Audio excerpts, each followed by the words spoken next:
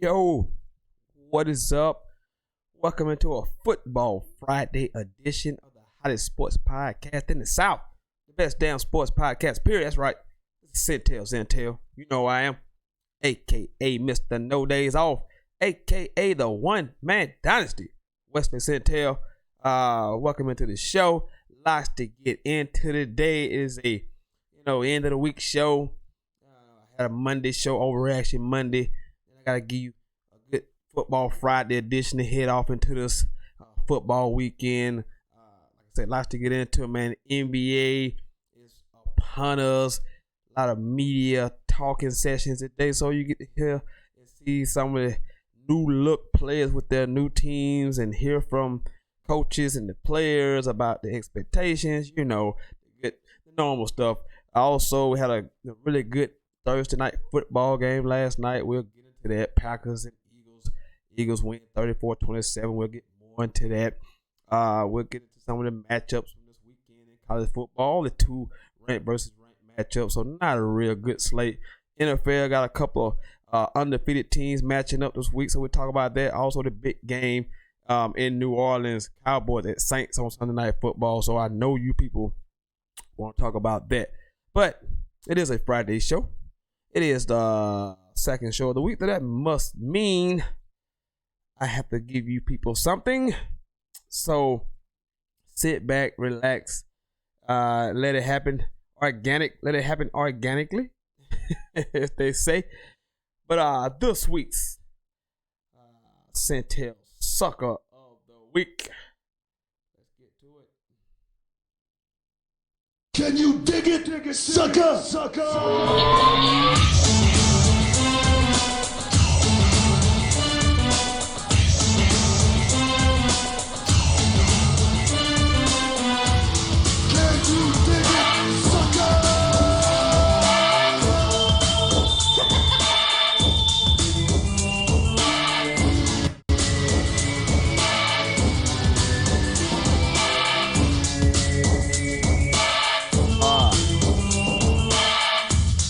Is Sentell Sucker of the Week.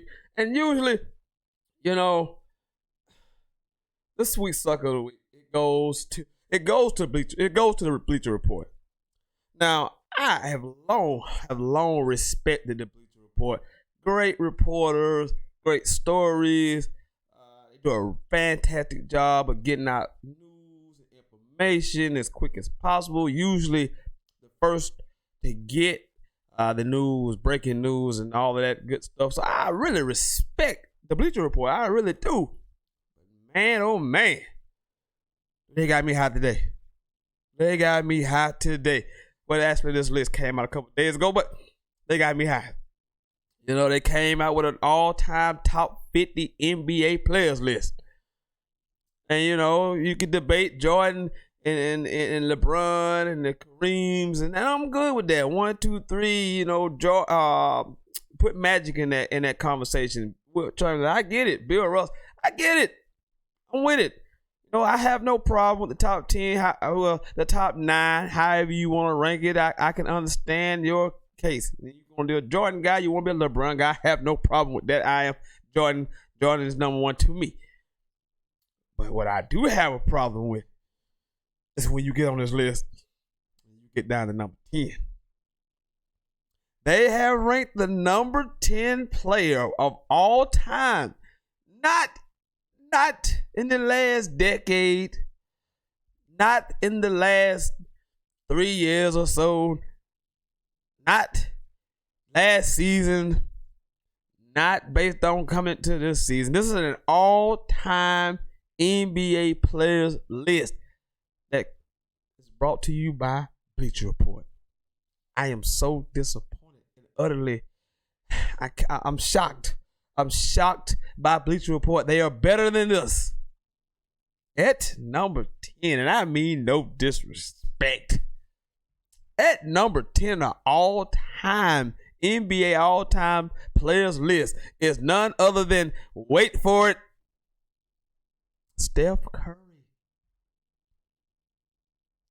Steph Curry. That Steph Curry is the number 10 player of all time according to the Bleacher Report. I get it. 2-time MVP. I understand. 1 time unanimously.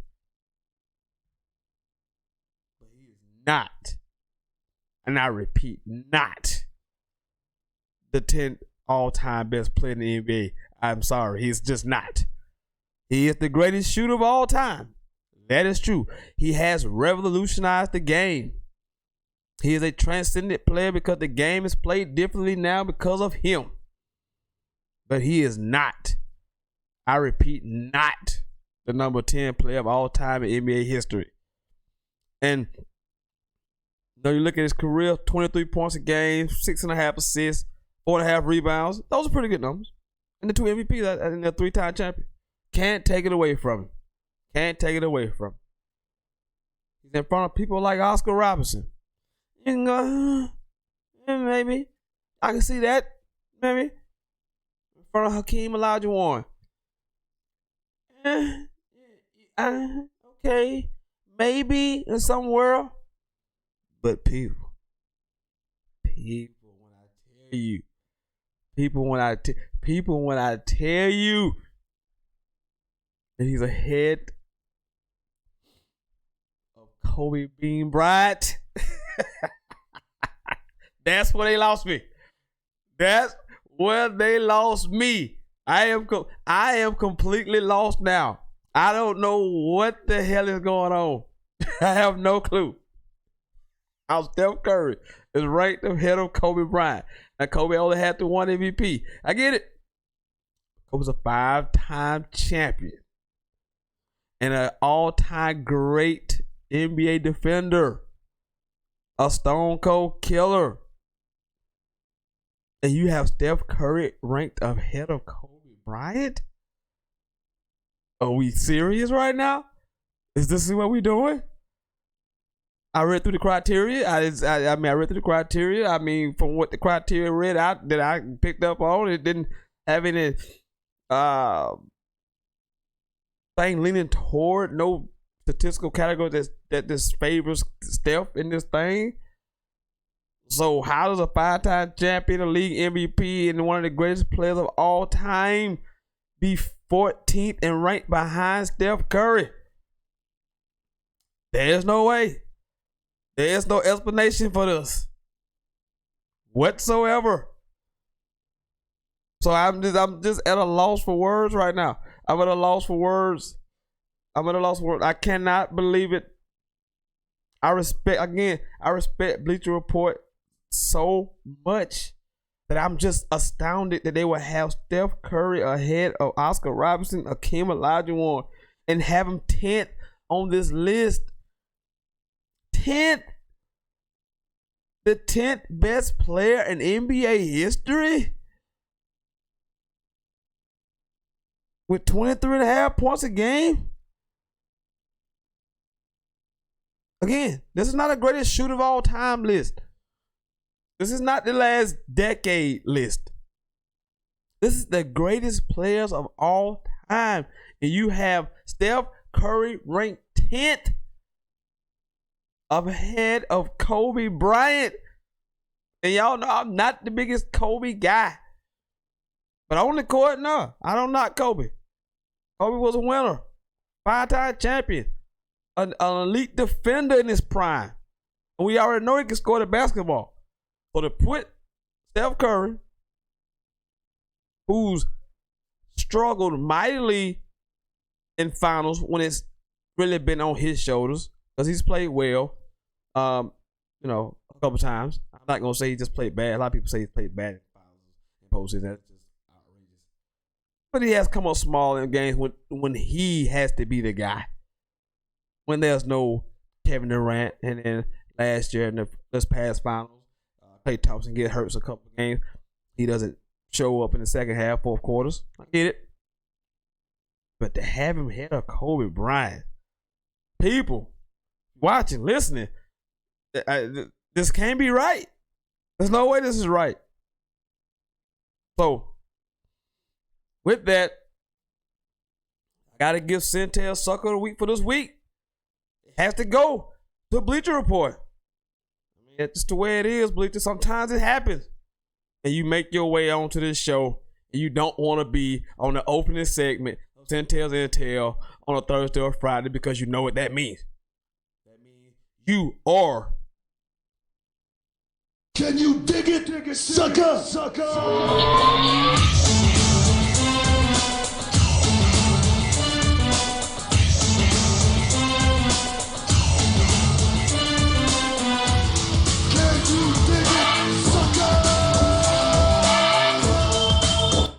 Yeah, I'm still astounded. I can't believe it. We'll get into some more basketball stuff later. There's an SI. They rank their top 100 players heading into the 2019-2020 season. We'll get more into that because, like I said, NBA season is upon us. Media days today, team pictures, all that good stuff was today. So that was the suck of the week. The Bleacher Report for their top 50 all-time NBA players list, having the nerve to have Steph Curry ranked top 10. That's blasphemy. I had a big game last night in the NFL. 34-27 Eagles. Eagles were 1-2 heading to the game. Packers were 3-0. So a really must win for the Eagles last night. They get Alshon Jeffrey back. He was big last night. But the Packers led 13-0 at one point in this game. Had several chances late to go down and get a game tying, a drive to tie the game, potentially tie the game with an extra point. And 2 drives, they get down in the red zone and they don't even attempt. To run the football. Not even an attempt to run the football. Aaron Rodgers played really well. 53 passing attempts. That lets you know the running game was not there, but he was good in those 34-53, 422 yards. QBR 73, 93 quarterback rating. I thought he played really well. But if you look at this game, it comes down to the running game. Just look at it. Look at the Eagles. The team, they rushed for about 176 yards. 87 from Howard, 72 from Miles Sanders. They were able to run the football. You look at the Packers. Aaron Rodgers led the team in rushing. That's all you need to know. Aaron Rodgers led the team in rushing last night. That is never good when your quarterback leads the team in rushing. And that's what the ball. And that was the ball game. You look at Carson Wentz. Then have huge numbers. Took care of the football, 16-27, and 160 yards, but 3 TDs, no picks. They took care of the football. But as I was telling an Eagles fan before the game started, the one thing I wanted to see them do was run the ball, check. 2, get the ball out of Carson Wentz's hands. All those deep, long, developing routes that they run, I was just frustrated because that allowed the pass rush to get to him. He's patting the ball, holding it way entirely too long. And as you can see last night, 16-27 for the Bucs 60. So he wasn't going down the field, but very efficient. 3 TDs, no picks. 113 quarterback rating. That is exactly what you want. But the running game was different. Jordan Howard finally made an appearance. 15 for 87, 5 yards a carry, almost 6 yards a carry. Miles Sanders, 11 for 72, 6.5 yards a carry. That's what you need. That is the kind of balance that I expected to see from the Eagles. I was, surprised by how well they ran it against the Packers. So, both teams have some flaws. The Eagles defense is still horrendous against the pass. Horrendous. I thought Ronald Darby was good. No. Sidney Jones was probably their best corner. Got hurt last night. So they was in their backups again. And them guys were getting abused. One guy got knocked out before the game was over with. So this secondary is just horrible. If I'm them, I'm calling Jacksonville and forget 2 for a rounder. Whatever you want for Jalen Ramsey. Whatever they want. If I'm the Philadelphia Eagles, I give it to them. Whatever it is that they want. Because that secondary is bad.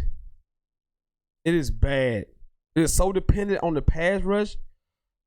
And I think that's what happened a couple years ago when they got to the Super Bowl. Because even if you look at the Super Bowl team, the secondary was still probably the worst part of the defense. They gave up 500 yards passing. The back end has just been terrible. They just don't have any guys other than Malcolm Jenkins. Do you want any of these people? Do you want any of these guys in the back end? Not really. I don't want any of these guys in the back end. Don't want any of these guys. But a really good win by the Eagles last night. They definitely didn't want to fall 1-3 with the Cowboys playing the way they're playing. Green Bay had their chances. Aaron played really well, but they couldn't run the football. When teams know you can't run, you just sit back on the pass. That's what happened those last 2 drives. Getting the red zone, the field gets really short, get real compacted, get real small, and you need to be able to run the football when you're down in the red zone. I mean, but not even having an attempt though is inexcusable. That falls on the head coach. That's inexcusable not to have a rushing attempt from the 1-yard line. That's just inexcusable. Regardless if you think you can't run it or not, you gotta give it. You have to attempt. You have to attempt to run the ball. You have to at least attempt to run it.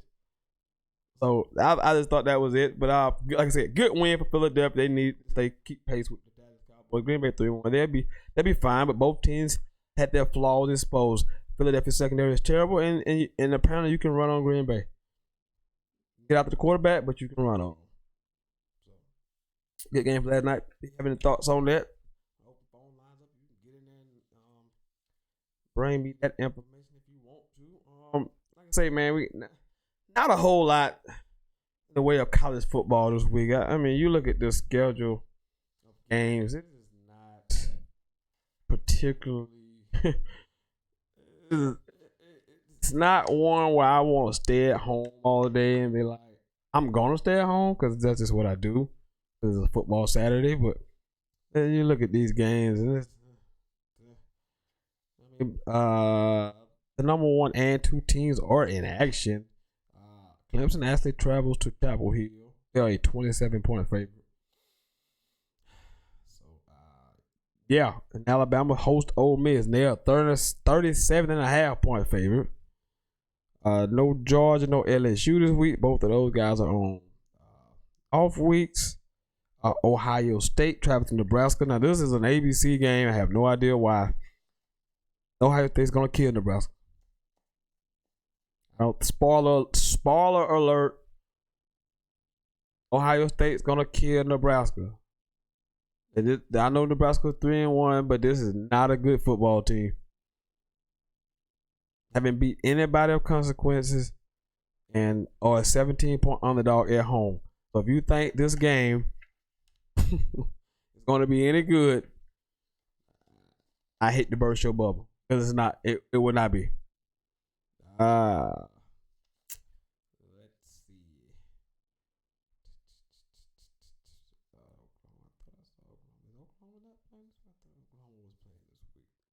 Yeah, Oklahoma is playing this week. They are at home against Texas Tech, the number 6 team in the country. They are a 27-point favorite over Texas Tech. Are you noticing the theme here? And this is why I'm beating on my drum every year. I know we need more teams in just to kind of change the look of the college football playoffs. I get it. I understand it. But when you look at this, there are not 8 good teams in the country. They're just not. There are just not 8 really good teams in the country. There are about 6. And it's about how much it is every year. There's about 6 good teams every year in the country that deserve it of being in the playoffs. There's about 6 teams every year. About 6. I mentioned Oklahoma again, a 27-point favorite. Alabama's a 37.5-point favorite. Clemson is a 27-point favorite. Number 7 is Auburn. They host Mississippi State. They are 10-point favorite. Mississippi State is 3-1, come off a big win against Kentucky last week. Auburn beat Texas A&M in College Station, so they should be feeling good about themselves. But they started freshman quarterback. Don't know how good Auburn is. We'll find a bit more about Auburn next week because they travel to Gainesville next Saturday to take on my Gators. But they should be leery. Be leery. Because I don't think they're that good. I'm not knocking them. They did beat Oregon early in the season. But I'm not seeing a team where they can just look bad Mississippi State. That could be a little dangerous little trap game there for them. Number 8, Wisconsin hosts Northwestern. They are a 24.5-point favorite. 24.5-point favorite is Wisconsin over Northwestern.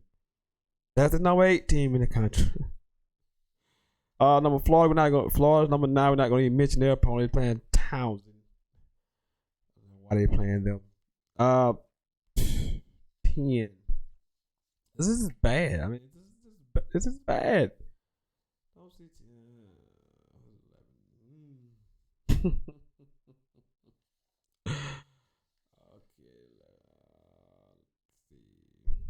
12 is Penn State. They are on the road at Maryland. Penn State is undefeated.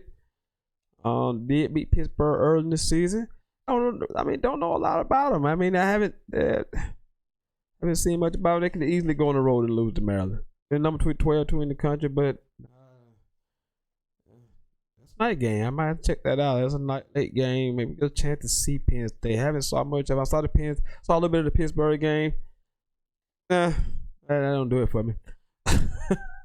They're a surprise team that I want to see play. Oh, you know what?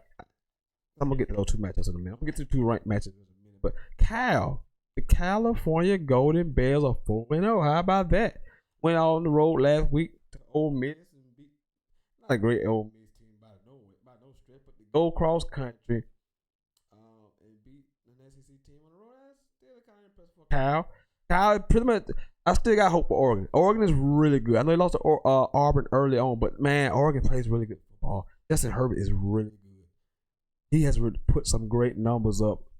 I think they still got a chance. To make some noise and possibly get to the playoffs. I'm hoping so. I picked them. But Kyle, doing a good job out there. Kyle. Not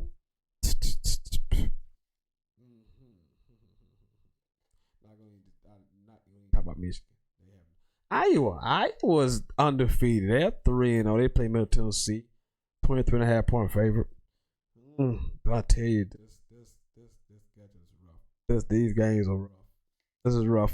This is bad business. But those 2 ranked matchups, USC at Washington. Jacob Eason, Georgia transfer, back out at Washington, where he's from, has played really well. They lost a game early in the season. They lost to Cal actually at home in a weird game. They got delayed for 3 hours and then finished at 4 Eastern time in the morning. But they've been playing really well. USC beat Utah, who was the other Pac-12 hope to do anything. They beat them with their 3rd-string quarterback. Now the 3rd-string quarterback is out, and they're down to their 4th-string quarterback. This is unbelievable.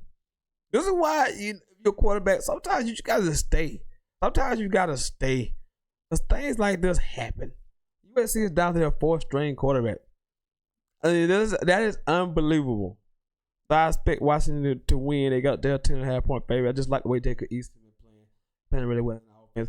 And an intriguing game at South Bend, Indiana this week.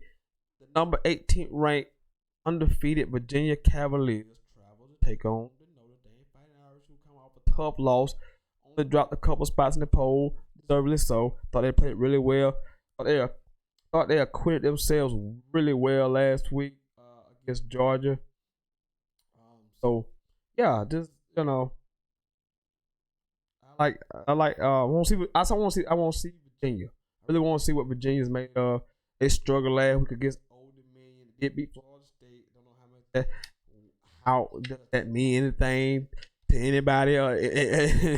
Does that mean anything to anybody? I'm not totally sure. I'm not sure if this is related to the show or not. Should I answer? Yes. Hi. No, it was not.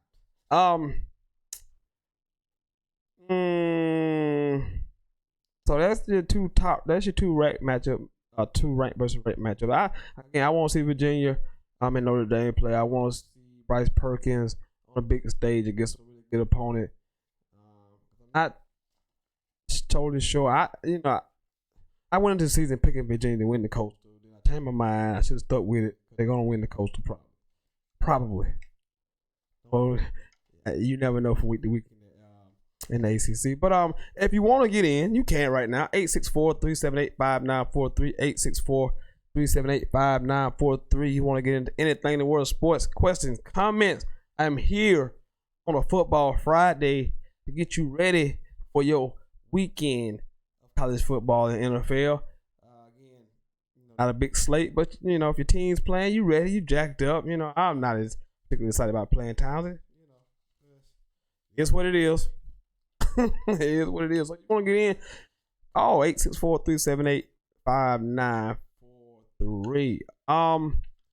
Before we take this, I'm gonna take a break. But I want to see if I can get some calls before I take this first break. Because when I come back, we're gonna talk about the NFL schedule. Also, I'm gonna get into that NBA, the Sports Illustrated top 100 players. I'll just focus on the top 10. If you want to get into the other guys, we can. I'll tell you where they rank at and all that good stuff. We'll talk about that. But hey, the lines are open if you want to get in. I'm here. 864-378-5943. 864-378-5943. You know what this is. Sentell is the best hour in sports talk. It's also the best damn sports podcast, period. So you know what it is. AKA you know who I am, AKA Mr. Noise Off, AKA the One Man Dynasty. So with that, let's I guess we're gonna take that. So I'm gonna take that first break. Let's I can get a phone call in the next minute or so. Take that first break and then we'll come back. We'll talk NBA. We'll talk the biggest games of the weekend in the NFL. Because unlike the college football, there are a few really good games in the NFL this weekend that we can kind of focus on and talk about a little bit. And we'll do that right after this break. Don't you people dare. I mean it. Don't you people dare go nowhere. You're watching the best damn sports podcast, period. Sentell. I'll be right back.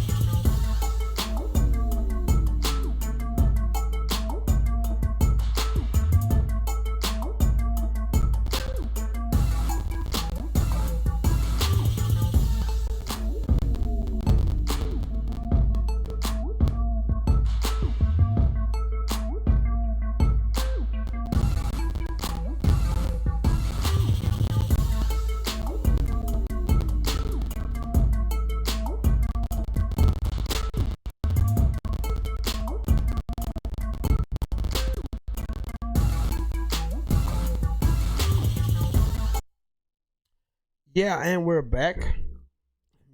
Let me get myself situated right here. Oh yeah. Okay, welcome back to the show. Second half of the show. About 30 more minutes left of the show. We're gonna get into this NBA action. Welcome back to the program. I mean to the NFL action. I'm sorry. Week 4 of the NFL season kicked off last night. Eagles beating the Packers. We talked about that earlier in the program. But we got some good ones on the way this weekend. Rundown of the NFL schedule this weekend. Tennessee Titans travel to Atlanta this weekend. We have the Redskins at the Giants. All of a sudden, it's Daniel Jones fever up in New York. It's the Chargers at the Dolphins. Raiders at Colts. Panthers at the Texans. Okay, let's get into that again. Time I see the Chiefs 3-0 Chiefs at the 2-0-1 Lions. Surprising 2-0-1 Lions. Some good wins over the Chargers. I went over the Chargers and they win last weekend as well. The Chiefs coming off a big win against the Baltimore Ravens. Pat Mahomes is on pace to throw for 6,000 yards and 60 TDs. I mean, I don't know what to say. I've run out of superlatives. I told you in the offseason before the season started, the kid is special.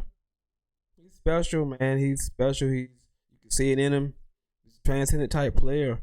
And the times he's on the field with that team, I'm never betting against Pat Mahomes. Just not doing it. I'm not doing it. I see it. It's just in him. But going to get the 2-1 Lions in Detroit, that would not be an easy place to play. Matt Stafford has played well. Kerryon Johnson gives him a running game.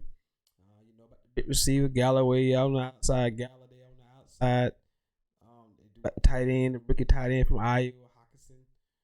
Defensively, they're doing some nice things. So we'll see. But how can you slow them down? I mean, can you? Is there anybody? I mean, is there anybody in the league that can hold the Chiefs under 30 right now? Anybody? I can't see it. I don't see a team in the league right now that can hold the Chiefs under 30. I gotta believe to see. And keep in mind, Tyreek Hill is not playing. Tyreek Hill is not playing. The number one running back is out. The number one left tackle is out. And this guy is just putting up video game numbers.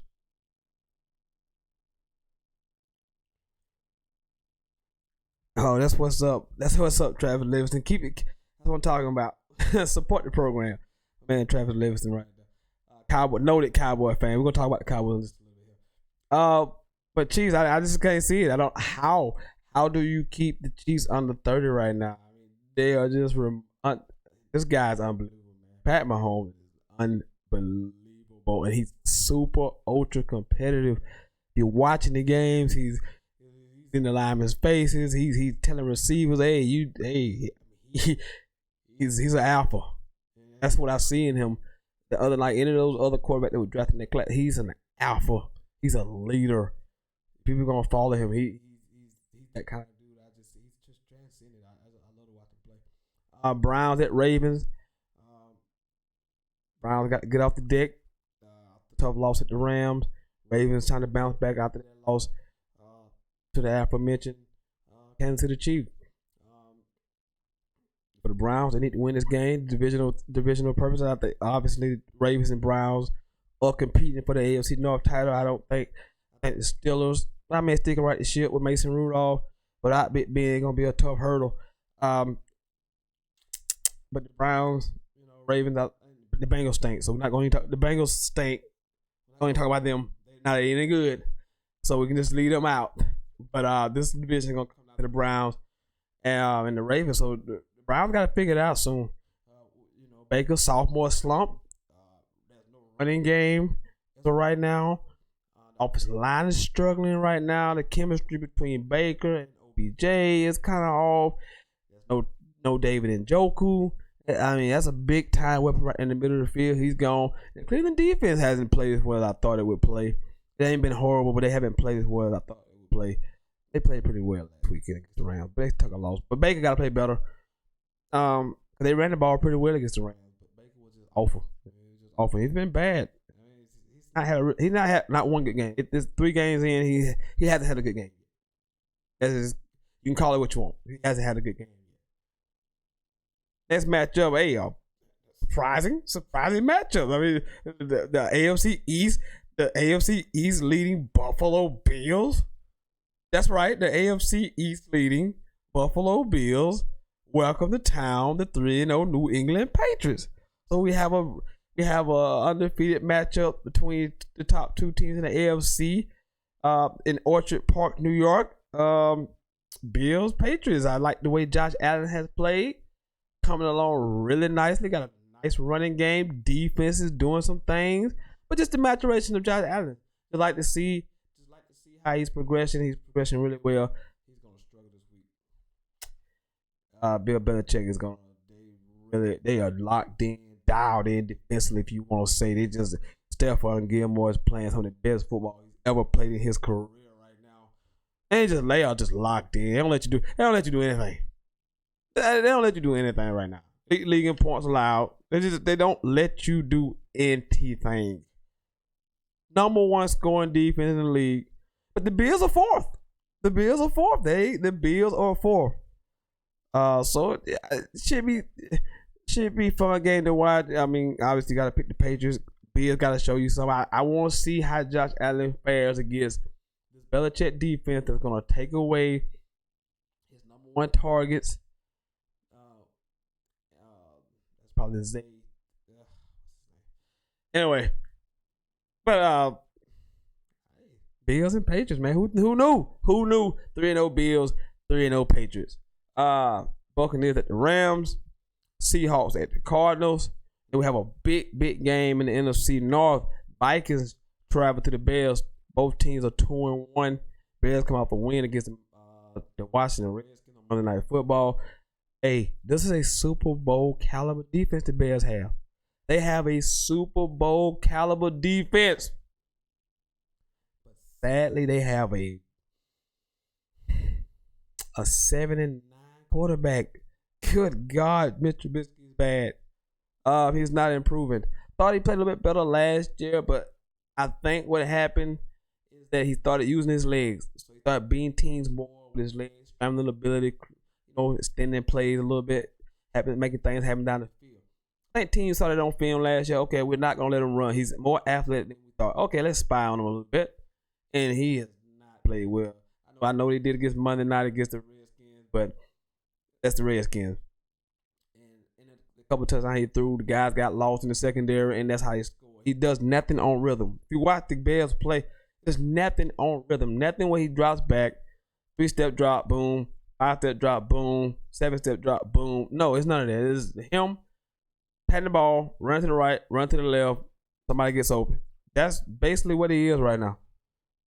I'm surprised at how poorly he's playing right now.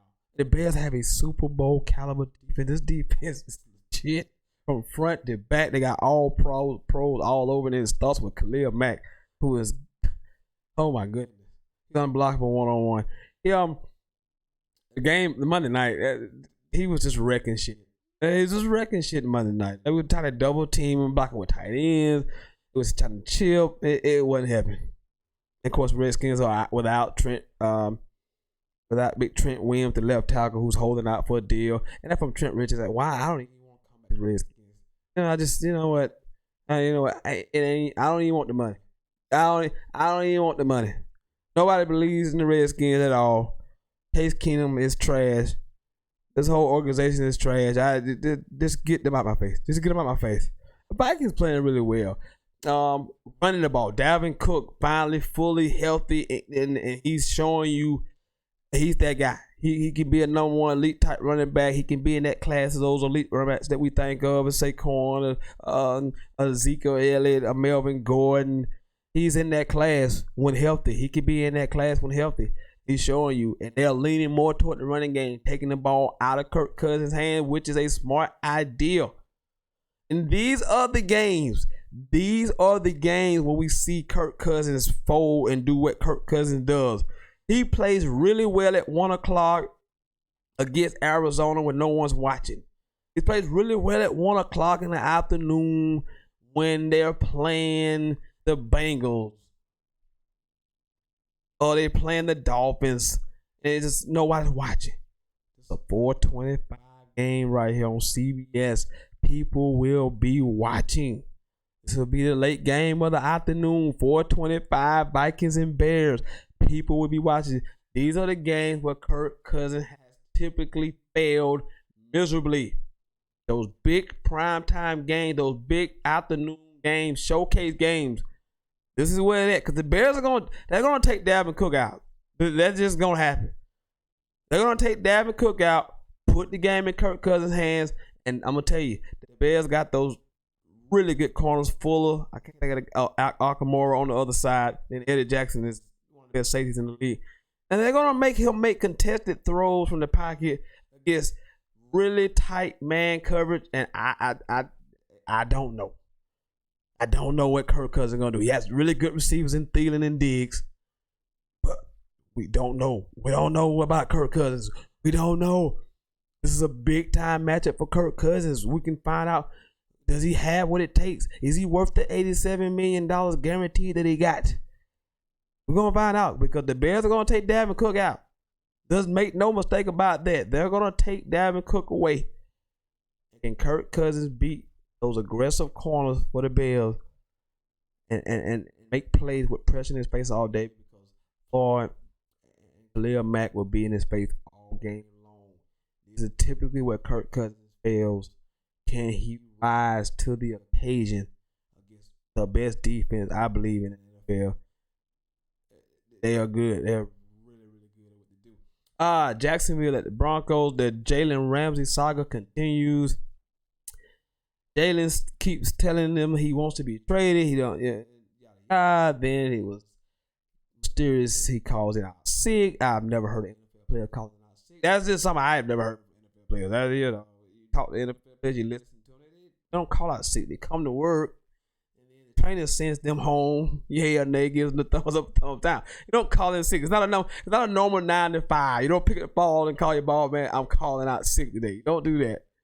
Then there was a mysterious ankle injury. And now, okay, his wife was expecting to have the second child, which has apparently happened, but he's still questionable. The relationship is done. He has lost faith in all front office. Him and the coach are not getting along really well. Coaches at press conferences laughing in regard to question about Jalen Ramsey. The ship has sunk. Now Jacksonville wants 2 first-round picks for Jalen. We'll see how that goes. That's a pretty hefty price to pay. But if I'm the Chiefs, if I'm the Eagles, I make those deals. Maybe not 2 first, but definitely this year's first, because those are 2 playoff teams. I'm not caring about the first-round pick.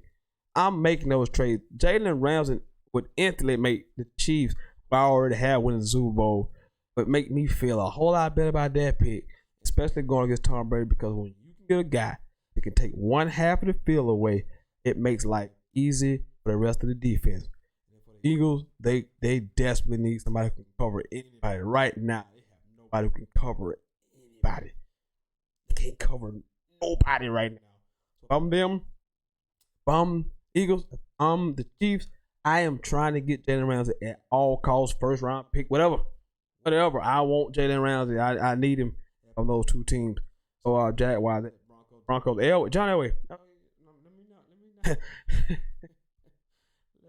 Let me not get away from John Elway, because the Broncos stink again, and they're on their 5th quarterback since Peyton Manning. You know, we praised John Elway when he managed to pick up Peyton Manning. We praised him, gave him all the credit in the world as this elite NFL front office guy. But at the end of the day, they're 0-3. They bring in Joe Flacco from a trade. It hasn't worked. Out the Payne, Brock Osweiler experiment did not work. Drafted Paxton Lynch, it did not work. They're on their 3rd head coach since the Super Bowl. So we're gonna start asking questions about John Elway at some point, because at some point your credit runs out. At some point you crash and burn. Your credit cannot stay sufficient enough. I don't care what about that Super Bowl, because that was a great defense, and what was left of Peyton Manning, which he built that defense. He could say he take credit for that defense. But for as great as a quarterback as he was, he has yet to develop and find one. Peyton Manning landed in his lap. Peyton Manning chose to go to Denver. It wasn't like John Elway chose Peyton Manning. If you take Peyton Manning away, I mean, how do we view John Elway right now? How are we looking at John Elway right now if Peyton never shows up? How are we looking at him? Because they've been terrible. They missed the playoff the last 2 years, and they're 0-3 right now. They're 0-3. They're not making the playoff. They're not. They'll probably lose to Jacksonville this week. I'll pick them to win the game, but I mean, not saying a whole lot. So how are we looking at Elway right now? 0-3, can't find a quarterback. Joe Flacco's in there. Baltimore told you what they thought of Joe Flacco. They ran him off for a running back. Quote, a running back. They ran him off. But they told you what they thought about him. And Elway thought that was the guy. Elway thought he would be the guy to resurrect them. Oh, I forgot they also had Case Keenum in that time, because he thought he was the guy. So it's been Brock Osweiler, Paxton Lynch, Case Keenum, not Joe Flacco. The Broncos still stink. No one has said a word about John Elway. But here I am, people. Because I'm the completely objective sports guy. That's what you come here for, this non-biased objectivity and outlook on sports. I give it to you 100. Or like the kids, I give it to you 100. Like the kids say. No one talking about that. I'll talk about that. No one talking about John Elway find a coach. Find 3 coaches. That's 3 coaches. It hasn't worked. He's brought in quarterbacks. It hasn't worked. He's drafted them. It hasn't worked. Nothing has worked since Peyton Manning left. No one's talking about it. But I will talk about it. I will continue to kill them every week. Just for you people. And the big one, of course, on Sunday Night Football, it is Cowboys and Saints. The 3-0 Cowboys, the 2-1 Saints, surprising 2-1 Saints. No Drew Brees last week, but Teddy Bridgewater, making his first start in several years, goes up to the 12th man, and they win handily. I mean, I know it looks closer on the scoreboard, but if you look at it throughout the game, they was dominating all the way through. Defensively, they dominated. Bridgewater threw 3 touchdown passes. He played really, really well. This is a big matchup because it's in New Orleans. I wish Drew Brees was playing. I see a lot of people picking the Saints to win this game, but I can't see it. I know the Cowboys haven't played anybody. That's been the thing. See, this is about. See, when you good, it's like when Clemson. There's people like, well, they haven't played anybody. They haven't beat anybody. What do your eyes tell you? What do your eyes tell you? It ain't about the opponent. It's not about the opponent. It's about that team being that much better than the opponent. That's what it's about. You have to look past your hate. You have to look past whatever excuse you want to make for certain teams because you don't personally like them. Which is fine. But at the end of the day, I don't care who the Cowboys played. I don't care if it's Miami. I don't care if it's Washington. I don't care if it's a washed up Eli Manning and the Giants. I don't care. They're just that much better. They're just better. And I got to firmly believe that they're going to go on the road. They're going to beat the Saints. I mean, I think this game would be a lot better if Drew Brees was in it, but unfortunately he's not there. The Saints are going to play really well at home because it's a tough place to play. But at the end of the day, look at this roster. I'll give you the numbers in a minute. They're just better. Dallas is just better. They're just better. There are going to be a handful of games with Dallas on the field, which it may not happen at all, where they're not just the better team from a talent standpoint. Just the better team. They just are the better team. But like I say, New Orleans at home, not going to disrespect them, not going to take them lightly, not going to be shocked that they won. I'd be surprised. Shocked because the NFL team and the Saints are good. They just went up to Seattle and showed you that they're not going to roll over without Drew Brees. They're not. But let me look at these numbers though. But I want you to hit these numbers for the Cowboys. 5th in total offense, 6th in passing offense. That's the key. Because I gave you those numbers about the 3 seasons with Dak where they were in the 20s in passing offense. 6th. 3rd in rushing, of course. 3rd in scoring offense. 3rd in scoring defense. Look at the balance. 6th in passing, 3rd in rushing, 3rd in scoring, 3rd in offense, 3rd in scoring defense, 5th in offense, total offense. I don't care who you playing. I mean, it matters to a certain extent. I mean, especially Miami, because that's an expansion team. That's an expansion team, and we get it. And this will be the toughest test of the season for the Cowboys. But again, I expect them to win the game. Now, if Drew Brees was playing, maybe I would pick the Saints. But I can't see Teddy Bridgewater playing that well against this defense. Gonna be tough slaying for old Teddy. But I root for Teddy. Teddy, that devastating injury. So, hey, he's a good guy. It's hard not to root for Teddy. But Cowboys, man. Still game like 20. 27, 17, 27, 17, somewhere around there, 24, 21. Cowboys do. Cowboys. All right, welcome into the show. Maybe you're watching. It is know what this is. Sentell's Intel. I'm live on YouTube. You know who I am. aka Mr. No Days Off, aka the one-man dynasty Wesley Sentell. Phone lines is now open. 864-378-5943. 864-378-5943. Okay, your opinions on some of these matchups this week. Talk about the Cowboys and Saints game. Chiefs. I had Chiefs, Lions, Browns at the Ravens. Talk about last night's game. Eagles and the Packers. Vikings at Bears. Got some lot better than what the college football is giving us this week. A lot better. Phone lines are open. 10 more minutes left on this football Friday edition of the show. I want to appreciate everybody for tuning in and watching. Because I appreciate that. This is a better show when people watching, you participate. It makes for a better show. I won't be great regardless, but I want you people to be great as well. Come along with me on the journey, and let's talk sports like we love to do. That's what we do. We talk sports here. Keep it real. Keep it 100. I got no producers, no prompts, no telemarketing, none of that stuff. It's me. Live, uncut, uncensored. Before we go, like I said, lines are open, so you can get in here while I'm kind of making this spiel. The other SI, not Sentell, the other SI, Sports Illustrated, top 100 players entering the 2019-2020 season, and I'll give you the top 10 that they have. At number 10, they have Damian Lillard. Dame Dollar. At number 9, PG Paul George. Number 8 was surprising. I was surprised, but I'm pleasantly surprised because I like to applaud Sports Illustrated for, sometimes we watch really good players, they get overlooked because of where they play at, maybe because they're foreign, all that other stuff that comes with that.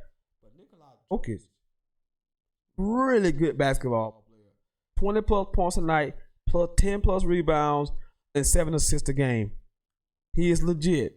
So I'm glad he's on this list. He's at number 8 for the Denver Nuggets. You should check him out sometimes. At number 7, Joel Embiid, when healthy, the best big man in the game. Now, I argue on in with some of my friends because they say Anthony Davis, and I be like, Anthony, I know he's a big man, but I just, it's been has with that big man thing, I just think Joel Embiid, okay, let's say center, okay, because clearly Joel Embiid the best in the league, when healthy, no doubt, no question about it. He's pounds the glass, he shoots his free throw really well, he has a lot of post moves, blocks a lot of shots, he's very athletic, and healthy again. Just the most dominant big man we have right now in the league. There ain't no question, it's not even close. At number 6, the aforementioned Anthony Davis, when healthy, 27 and 12 on a nightly basis, and shoot it. Ultra athletic, block shot, rebounds, run the floor, a freaking unicorn. I'm not so sure that this guy is the best player in the league. I don't know, he's right number 6. I'm not sure this guy's not the best player. I know why he's down here, because he's really talented, hasn't done anything for the team success, for his having team success, but just talent, skill level wise, I'm not so sure this guy is not the best player in the league. 7-foot guy who can shoot the 3, post moves, fadeaway jumpers, ultra athletic. This guy, he's special. At number 6 is the James Harden, feel the beard. Simply put, maybe the best offensive player we have in our league right now. There's nothing he can't do offensively. Nothing. No shot he can't get. Nah, I think he travels every time he do his step back. But that's neither here nor there. Because the NBA clearly says it's not a travel. I say it's a travel, but the NBA disagrees with me vehemently. But with all joking aside, this guy offensively, they marvel. He's special. Get anywhere on the floor he wants to. And he's not ultra athletic, but you watch him play, he just push you to sleep. And that stretch of games he had last year, he was dropping over 50. It was unbelievable. I mean, he was giving you 50-point games, 60-point games. And it was like 2 week, 3 week stretch. He was just dropping 50, 60. I mean, it was just unbelievable. It was just spectacular. The energy that it takes to get the shots that he gets up on a nightly basis is something that just marvel in itself. The way that he plays is unbelievable. James Harden at 5. Number 4, Steph Curry, babyface assassin, light skin assassin, greatest long range shooter we've ever seen in the NBA. It's a big season for Steph. OKD plays out for a little while. Did pick up D'Angelo Russell. A lot of people thinking that they're gonna go in the tank this year. So this is a big year for Steph Curry. Kind of prove because Clay's gonna be out a while. I don't think he's gonna be out the whole season, but Clay's gonna be out a while. This is a game for Steph Curry to kind of a re-emergence. Kind of let people know that he's still here because last couple years have been overshadowed by Kevin Durant being there. Kind of said that take a step back because obviously Kevin Durant's a better player. He can't flourish as much as Kevin Durant's not there, but now he's really gonna get a chance to flourish this year. No KD, no Clay for an extended amount of time. So we'll see what Steph has. He's 4th on this list. At number 3, LeBron James is number 3 on this list. I don't disagree with much of this, but clearly I disagree with this list. I'm gonna always disagree with this list. As long as LeBron James has breath in his body and he's healthy, he's the best player in the league. I'm sorry. It just is. I'm sorry. It's just the way it is. There's things he does on court that nobody else can simply do. And that's just how it goes. It's just like Pat Mahomes. There's such simple things, throws he can make, and that no one else in the league can even attempt to do. And when LeBron's healthy, there's just things he does that no one else can do. There's none of these guys on the list that can pass like LeBron. There's just not. I mean, even the point guards.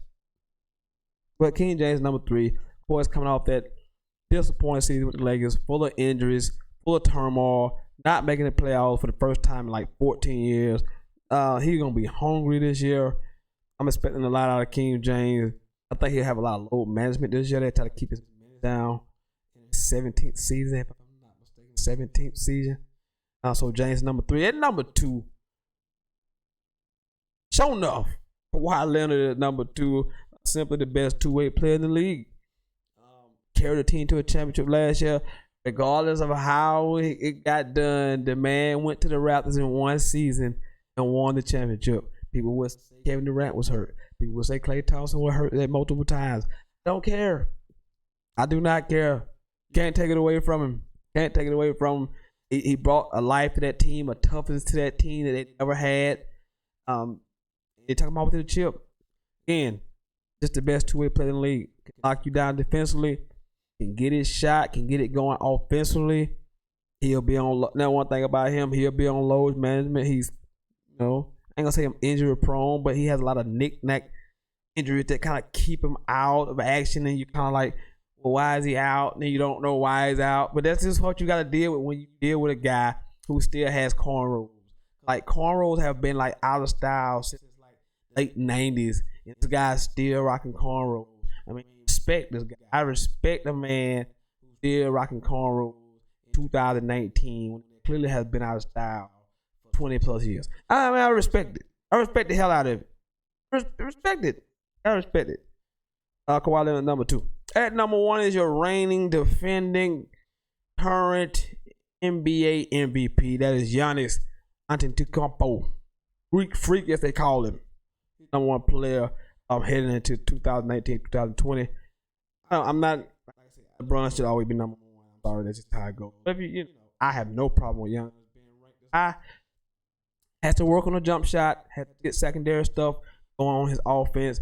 When he get to the basket, he's unstoppable to get 2 steps. He's at the rim. He's so long and athletic. You saw last year in the playoffs, teams built their wall around him, said you can't get here.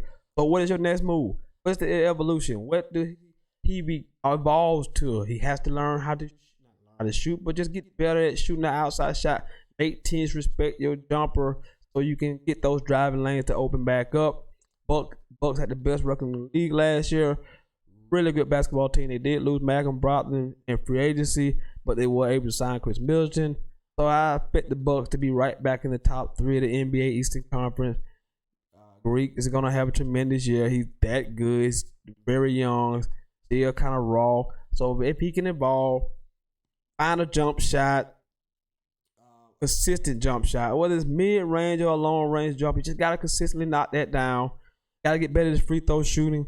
That's typical things. Other than that, he's really good, especially defensively. He rebounds for his position.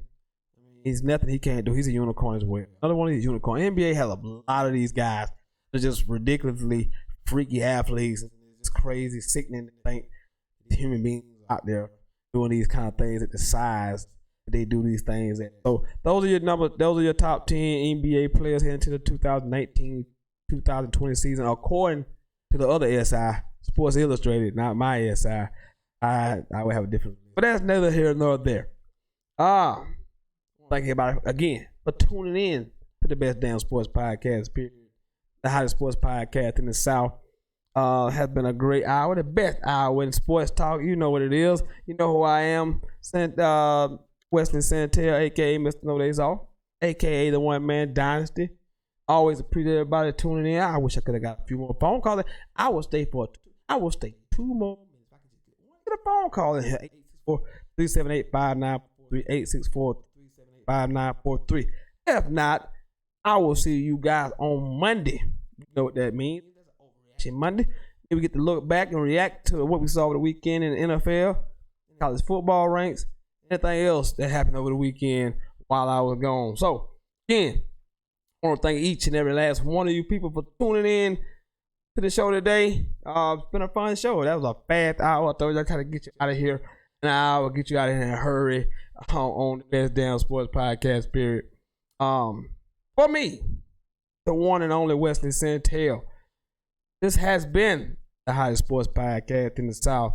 Sentell's Intel. I will see you guys on Monday. Thank you for watching. See you guys Monday. Overreaction Monday. This has been Sentell. Peace.